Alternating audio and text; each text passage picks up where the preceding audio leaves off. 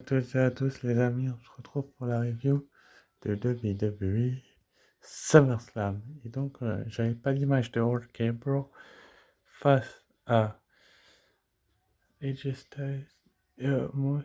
Enfin, j'avais pas Riddle plutôt. Donc, du coup, je vais quand même vous donner mon avis. Je suis assez heureux que Hulk Gabriel ait gagné et qu'il soit devenu champion par équipe de Raw, car il le mérite amplement. Et désolé pour l'image que vous avez sous les yeux actuellement. D'ailleurs, ils le méritent amplement et ils auraient. Et je suis assez fier d'eux. Et c'était un très bon match pour ouvrir l'opener du show, en tout cas pour lancer SummerSlam. C'était un bon match. Et je pense que la vérité n'est pas terminée et que Orkebro a enfin lancé son run de champion. C'est ce que je veux dire, c'est-à-dire qu'ils avaient peut-être un petit peu mieux à faire sur ce match-là. C'est pas le contraire. Mais Orkebro est quand même reparti avec les titres. Et en plus d'être reparti avec les titres, bah, ils ont pu célébrer et faire plaisir à leurs fans. Moi, je suis content pour eux. Et c'est tout ce que j'avais à dire sur ce match-là. Et encore une fois, désolé pour les matchs. Du coup, pour ouvrir un match féminin, il y avait Alexa Bliss donc, contre Eva Marie. Et c'était Alexa Bliss qui a gagné suite à une distraction de. Comment elle s'appelle de drop. Qui Eva Marie a quand même mis des claques à Lily. Et ça, c'est pas cool du tout. Et franchement, bah, la WWE n'avait pas raison de le faire. Mais a réussi quand même à nous fourrer un bon petit match entre les deux, parce que je pense que l'alchimie aurait pu être bien meilleure, mais la WWE a réussi à nous surprendre avec ce match-là, avec Alexa Bliss et Eva Marie. Donc, et je suis assez fier du côté de la WWE que de comment je pourrais expliquer ça, que Alexa Bliss ait gagné, puisque franchement son personnage il faut l'amplifier, le solidifier, et c'était donc assez intéressant que de la faire gagner tout simplement, parce que ça aurait pu gâcher le personnage que de la faire perdre, et de la faire gagner, bah, ça le solidifie. Eva Marie aura peut-être adversaires un peu plus à sa portée. Et je l'espère en tout cas, mais pour ce qui est de ce match-là, Alexa Bliss devait impérativement s'imposer. Et comme je l'avais précisé dans les pronostics que j'ai fait via Touquet également, bah c'est ce qui est arrivé. Et j'espère que la rivalité va pouvoir un peu plus continuer du coup. Sur ce, ensuite après on a eu Damien Priest qui a remporté le titre des États-Unis face à Sheamus. Je n'ai pas d'image de Damien Priest malheureusement, donc on va rester sur ce match-là. Mais quel match! Franchement, quel match on a eu. C'est un match 5 étoiles que la WWE, seulement elle peut nous concocter, où Damien Priest a littéralement volé le show à Sheamus. Vous voyez ce que je veux dire? Il a aussi volé la vedette et franchement, Damien Priest est allé chercher une magnifique victoire et son premier titre en solo. Il fallait bien que ça se lance par Damien Priest à un moment donné que d'aller récupérer le titre suprême pardon, et enfin suprême, secondaire du côté de Raw. Mais Sheamus s'est quand même pas mal débrouillé et il m'a impressionné sur certains gestes. Et en plus d'avoir impressionné les fans, bah, il a sorti des moves qu'on ne connaissait pas forcément. Malheureusement, comme je vous ai dit, j'ai pas d'image de ce match-là, donc je reste sur celui-là. Mais dès que je l'aurai téléchargé tout le monde, ce sera peut-être un peu mieux. On verra bien. Mais de toute façon, c'est que temporaire que je fais via tout les pronostics et les reviews, etc., etc. C'est parce que c'est un problème. Donc je suis obligé de faire ainsi. Mais en tout cas, pour ce qui est du match de Damien Priest et Sheamus, je trouve ça dommage que j'ai pas l'image. Mais Damien Priest a été chercher une très très grande victoire. Et il ne l'a pas volée. Et elle est méritée. Donc c'est super pour lui. Quoi? J'ai pas faim. Je n'ai pas faim. Non.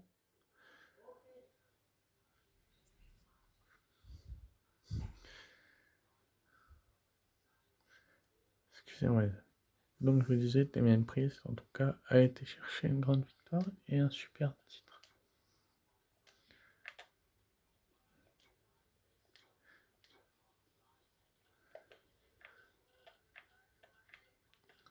Donc on va passer au prochain match qui était pour les SmackDown Tag Team Championship.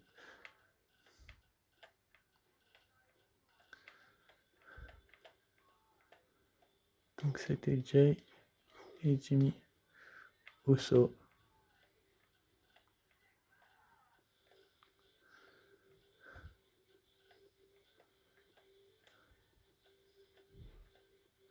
Contre et Dominique Mysterio, mais j'ai pas d'image de Dominique, donc on va laisser comme ça.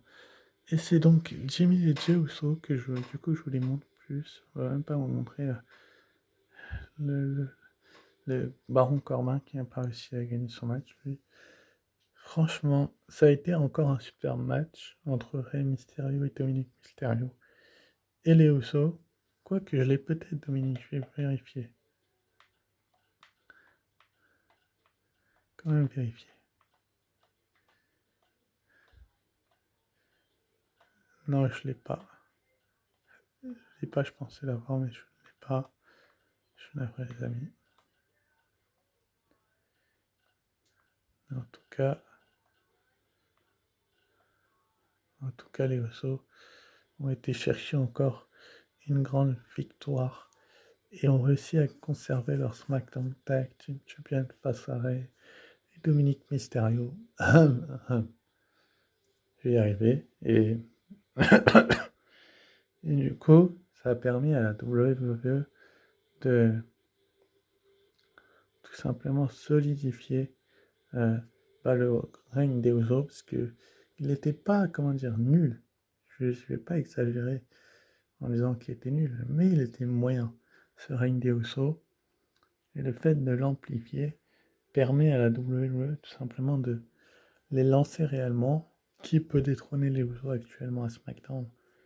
Je me permets de vous poser la question, mais ça paraît peu probable qu'il y ait des superstars qui soient capables de le faire.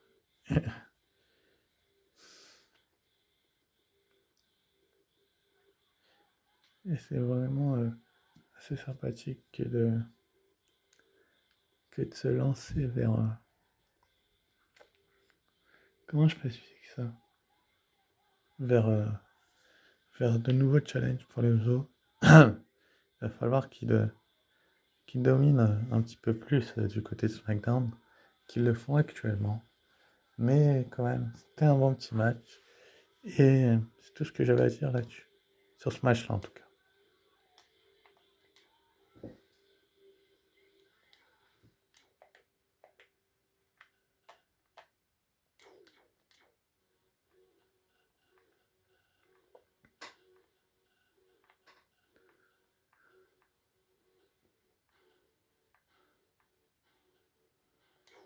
Ensuite, après, oui, vous ne rêvez pas. Oui. Oui, Becky Lynch est de retour. Et Becky Lynch a squatché Bianca Belair. Excusez-moi. A squatché Bianca Belair en 30 secondes. Dans ce qui était peut-être le match le plus, comment dire, aboutissant de la WWE. Je sais pas comment je peux vous expliquer ça. Mais en tout cas, Becky Lynch est votre nouvelle championne de SmackDown. Oui, oui. C'est bien entendu. Becky Lynch, la toute nouvelle championne de SmackDown. Je ne mens pas, les amis. Becky Lynch a eu Bianca Belair à son propre jeu, c'est-à-dire qu'elle lui a serré la main, elle lui a porté le match d'Amour Slam en 30 secondes et elle l'a battu 1, 2, 3 au milieu du ring. Sacha Banks donc n'était pas là. Je trouve ça dommage que j'avais quand même bien promovu le scénario que elle serait là, tout ça, mais ce n'était pas le cas. Elle n'a pas réussi à avoir sa revanche. Et finalement, du coup, Carmella était censée remplacer Sasha Banks. Mais ça ne s'est pas passé comme ça. Becky Lynch est revenue juste derrière. Et a challengé Bianca Belair pour le titre de championne de SmackDown. Et à la surprise générale, l'a remporté. C'est-à-dire que la WWE sait ce qu'elle fait. et va sans doute... comment je peux m'expliquer? Construire Becky Lynch comme étant l'invincible. Pour le moment, c'est le cas en tout cas. Elle est invincible. Elle est invincible et elle a été remportée donc ce titre. Malheureusement, le règne de Bianca Belair a été de courte durée. De courte durée et c'est pour elle qu'il y en a un autre. Mais en tout cas, Becky Lynch pour moi, est construit comme étant, comment dire, pas battable. Et du coup, ça a permis à la WWE de, de construire Bianca Belair quand même forte pendant quelques mois. Et pour mettre fin à son règne en 30 secondes, je trouve ça dommageable personnellement. Mais je suis pas le seul d'ailleurs. Mais en tout cas, Becky Lynch a en tout cas récupéré un titre comme elle l'avait promis lors de son départ. Et tout le monde est content pour elle parce que elle en avait réellement besoin. Moi, j'étais agréablement surpris de son retour. Et ça m'a, comment dire, pas choqué, mais ça m'a montré en tout cas que rien n'était impossible à la WWE et que Becky Lynch, en tout cas, a prouvé à tout le monde que, comment dire, qu'elle pouvait encore catcher et qu'elle était très très forte. Et en plus de ça, en plus d'être maman maintenant, elle est à nouveau championne. Et elle va retourner voir sa fille et lui montrer la ceinture que sa maman a récupérée. Et je trouve ça vraiment bien parce que Becky Lynch est quelqu'un de très bien qui, comment je peux expliquer ça, était absente pendant un long moment et qui finalement met fin au règne de Bianca Belair. Mais bon, on verra ce qui passera par la suite et je sais pas comment je ferai mes reviews, mais on verra. Bref. Ensuite, du coup, après, on a eu donc notre ami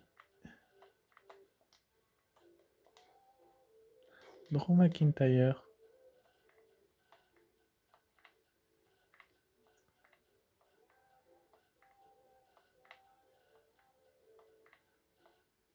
qui a affronté Jinder Mahal. Donc, c'était un 1 contre 1. Et le psychopathe écossais a littéralement démoli l'Indien. Et je ne mâche pas mes mots quand je vous dis qu'il l'a démoli.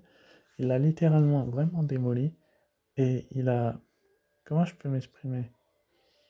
Il a battu, vaincu et surtout conquéri. J'ai pas grand chose à dire sur ce match, si ce n'est que je trouvais ça un petit peu lent et que je peux le mettre qu'en négatif parce que Jinder Mahal n'a pas pu se défendre. Et je trouve ça lamentable. Et je trouve que c'est une très grande victoire pour Drew McIntyre qui en avait réellement besoin.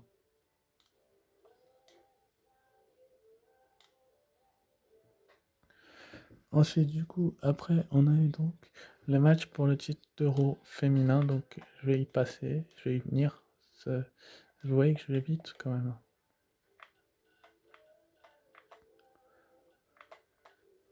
Donc, Charlotte Flair contre Rhea Ripley contre. Elle est là. Elle est ici. Nikki H.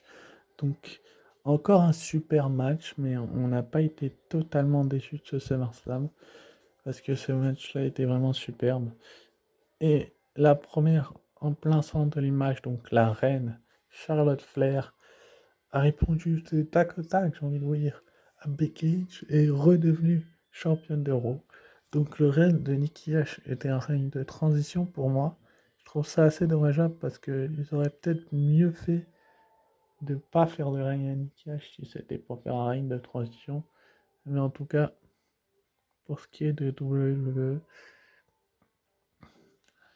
bah Charlotte Flair mérite ce titre, mérite ses victoires et surtout va remporter de grandes victoires qui la replacent à chaque fois au sommet. Là, Nikki H a eu le titre, Harry Play l'a eu aussi, mais Charlotte Flair est bien celle qui domine à Raw. Et ça, on ne peut pas lui retirer, c'est bien elle qui domine du côté des Monday Night Raw et qui a donc euh, obtenu une très grande victoire. C'était un match 5 étoiles, bien évidemment, c'était pas comme celui de Becky Lynch, mais Bianca Belair n'était pas prête. Voilà, je vais trouver une excuse et je vais rester persuadé que c'est la bonne excuse, pardon.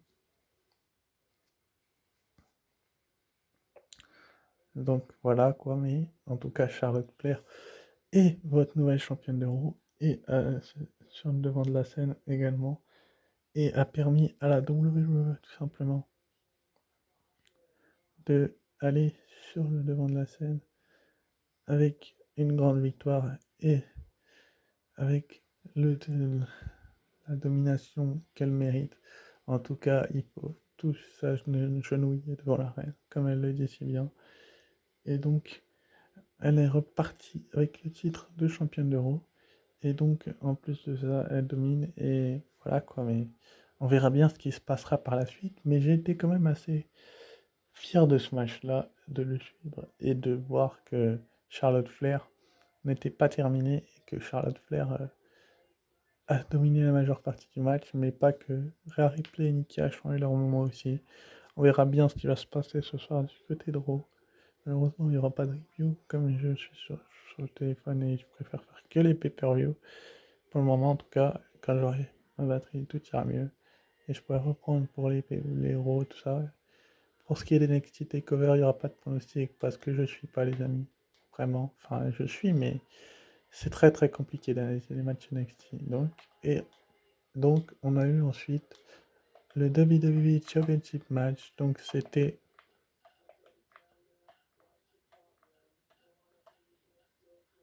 le tout-puissant champion de la WWE,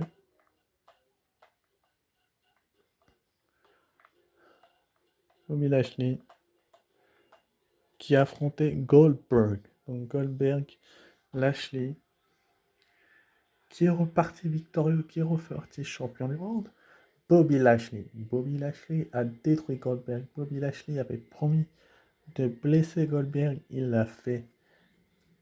Bobby Lashley n'est pas un menteur, n'est pas un lâche, n'est pas tout ce que vous voulez, les amis. Mais Bobby Lashley, en tout cas, est parvenu à aller au bout de lui-même, à aller chercher une victoire qui, plus est méritée.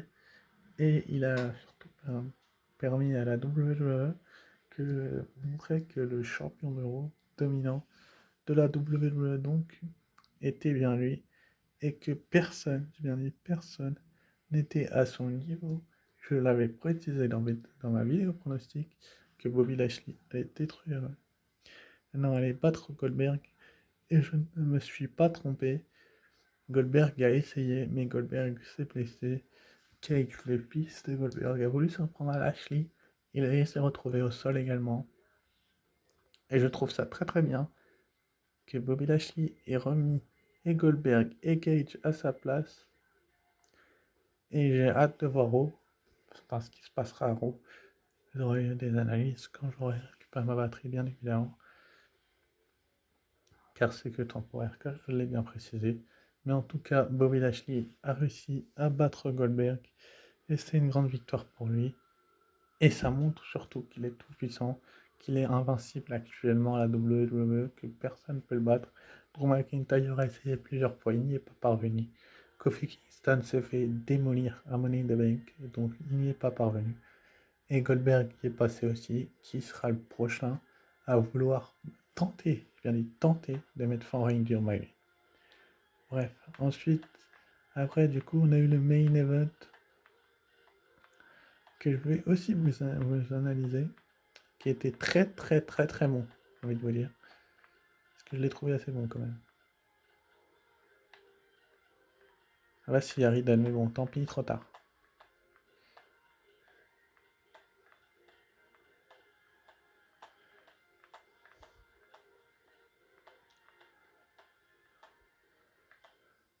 Le main event, c'était donc Roman Reigns face à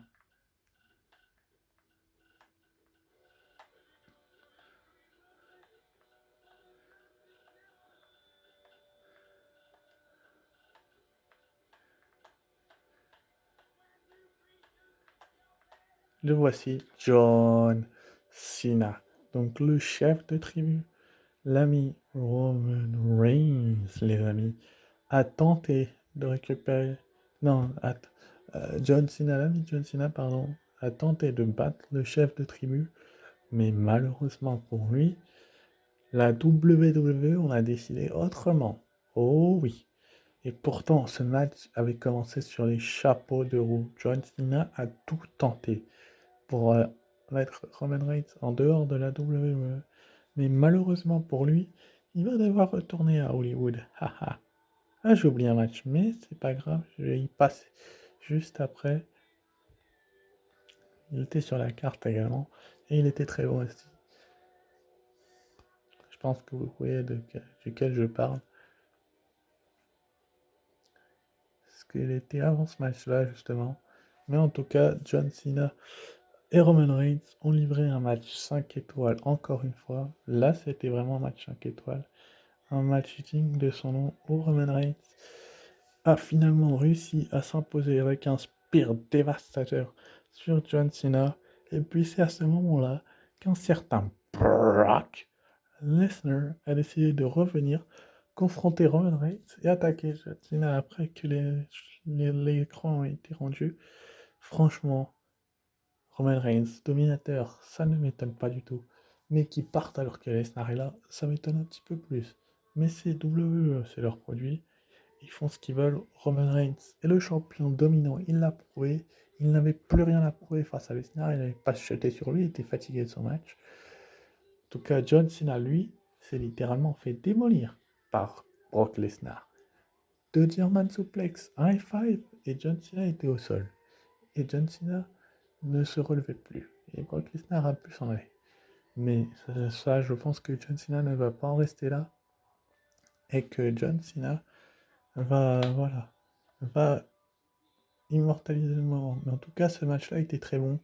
Et c'est tout ce que j'avais à dire là-dessus. Du coup, je vais faire les matchs que j'ai oubliés. Heureusement que j'y pense. Avant qu'on se quitte pour cette review, qui était assez cool. Un petit peu plus longue que les pronostics, mais c'est logique.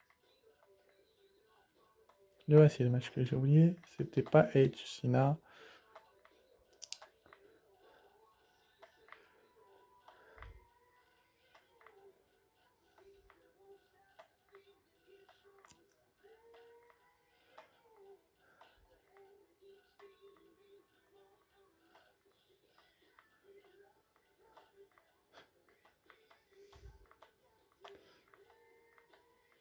C'était Edge face à cet homme-là, Seth Rollins. Et là, on a eu un match qui est hors du commun, les amis. Quand je vous dis hors du commun, il était hors du commun. Les gars, ils ont tout essayé. Et finalement, Edge a réussi avec son abdominal stretch, donc sa soumission. Non, sa soumission, je crois pas que c'est ça, c'est le Edge cutter ou un truc comme ça, à faire abandonner Seth Rollins. Il a tenu parole Edge. Et ça, c'est bien de le surligner. J'ai fait 2 erreurs du coup sur 10 matchs. C'est aussi Edge, j'allais dire Rollins et Bianca Belair, mais Bianca Belair c'était pas prévu. Donc ça fait du 8-2, donc ça provient que je suis assez bien la WWE les amis. Mais en tout cas pour ce qui est de ce match-là, je ne m'attendais pas du tout à une victoire de Edge. Surtout que Seth Rollins était censé se placer dans la course au titre de champion universel par la suite. Mais visiblement, ça va devoir attendre vu que Brock Lesnar est revenu et lui est passé devant. Il va encore en avoir marre, il va encore échouiner. On connaît tous Seth Rollins. Quand il n'a pas ce qu'il veut, il chouine. Bref, mais en tout cas, Edge, lui, a eu une grande victoire. Il n'a pas eu le coup brisé et a réussi à se relancer dans ce qui était peut-être l'un de ses meilleurs matchs depuis son retour. C'est dire comment je suis gentil avec lui. Parce qu'il y en a eu des matchs depuis son retour, mais pour moi, celui-ci était l'un des meilleurs. Et Rollins a su le montrer et le vanter, et ça, c'est super. C'est tout ce que j'avais à dire là-dessus. Sur ce, je vous dis ciao, bye bye.